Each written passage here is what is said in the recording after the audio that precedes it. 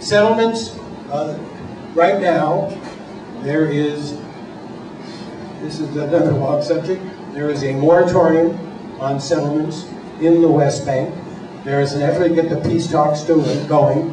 Nothing will happen unless the president of the Palestinian Authority, who claims to support a peace with Israel, coexistence with Israel, and a two-state solution, is willing to talk directly to him.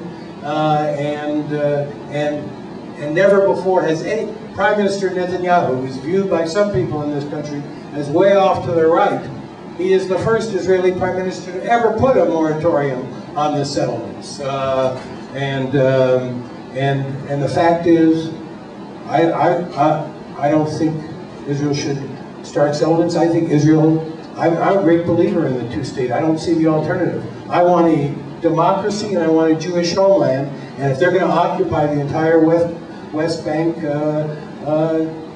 demographics is not on their side. However, there are security interests. They pull out of southern Lebanon and they get Hezbollah on the border. They pull out of Gaza and they get Hamas shooting rockets at them. So there are security arrangements that have to be made. We need to encourage the negotiations. I am hopeful that things I've heard in the last 48 hours, this will start soon, and the settlement issue will become one of the first issues to be negotiated.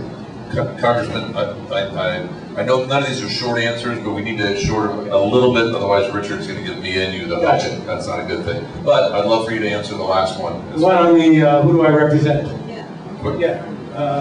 Israel. I represent the United States.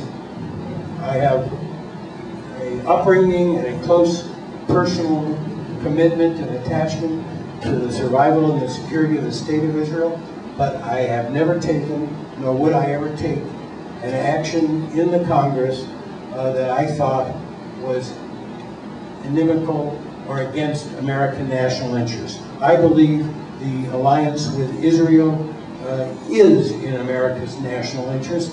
There are all kinds of historic reasons, but it is not, that's not my only policy. I also want to pursue comprehensive Middle East peace. I don't want to spend my entire adult years in public office pushing the rock up the same hill. I want us to move forward on that. I think there are opportunities that need to be pursued. So my commitment is both to Israel's security and survival, which I believe is in America's national interest, and it's to try and put in place the foundations for a comprehensive peace. Okay, thank you.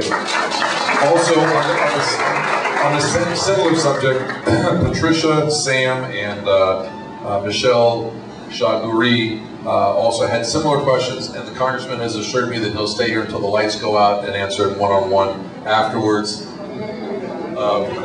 So we're going to move on to the next question. This question is from Ira Croman, and she says, is it true that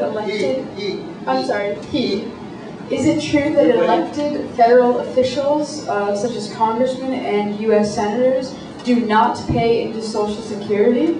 And he thinks this because from time to time he gets emails saying that this happens. If I could make one suggestion, it is beware of the viral emails. Since the day I got to Congress, I have had the exact same percentage taken out of my paycheck for Social Security as other American workers. I pay Social Security. The pension system I'm in is the same pension system for all federal employees. And it's a 401, there's a small defined pension that's very small, and then there is a 401k plan where I contribute and the government matches up to a certain point my contribution. When the market goes up, my 401k looks good. The last couple of years it ain't looked so good. But, so I am, in that sense, just like other American workers. Thank you. Roberta, I think Zimmerman and Erwin Silverman, MD, both asked similar questions on your position of the wisdom of the placement of the mosque in New York. One of them states that 70% of Americans are not in favor of the mosque at the 9/11 site. Okay, first of all, your quick answer. I wish they had decided not to put it there for one reason and only one reason, because apparently a substantial number of the families of both the victims and the first responders don't like it. However, there is no way in the world that I would support a federal effort to stop it from being built. I believe the First Amendment is meaningful. A lot of people, there are a lot of amendments, I think. This is our Constitution. The free exercise of religion and the separation of church and state are two important tenets. Third, just on a practical basis, it is wrong to equate the radical Islamic jihadists and Al-Qaeda and some of the Wahhabi espousers with all of Islam. Why would the American people and why would America want to get into a deep, enduring conflict with 1 billion people in this world? I talk every day with forces of moderation that are Muslim, and you don't want to tar an entire religion with some radical extremists. It's not smart. It's wrong on the merits, and it's not smart. It's foolish. You're only buying yourself more time. I was at a dinner party this last weekend, and we were debating that subject, and it was interesting because most folks agree completely on the First Amendment rights. But it was interesting at the end of the discussion, the solution, which I thought was a very interesting solution, would be that a fantastic solution would be there are so many Americans that are scared or don't understand the Muslim, the religion. What a wonderful effort it would be, or a wonderful gesture it would be, if this group said, you know what, we have a right, it's our First Amendment right, but you know what, we made a mistake that it's so close to the 9/11, and we're going to move it a few blocks over. That would radiate through this country, just, you know, it's never heard before. So that was from this dinner party. So if you have anything here, you might want to share that. Jonathan? Okay. The next question is, do you support, this is from Dan Anderson, do you support same-sex marriage? Yes or no? He doesn't want to know long, he just wants to know yes or no. I support the allowing of same-sex marriage. Okay. I don't want to require it. Okay. He also asks, a yes or no, do you support the legalization of marijuana? I'm not too... Yes or no? On this one, give me a little bit of time to read the initiative. I'm nervous about it. Okay. I'm leaning no. Okay, and one more yes or no, because I love yes or no's. I know. The lightning round. Do you agree with the ending of the Bush tax cut, yes or no?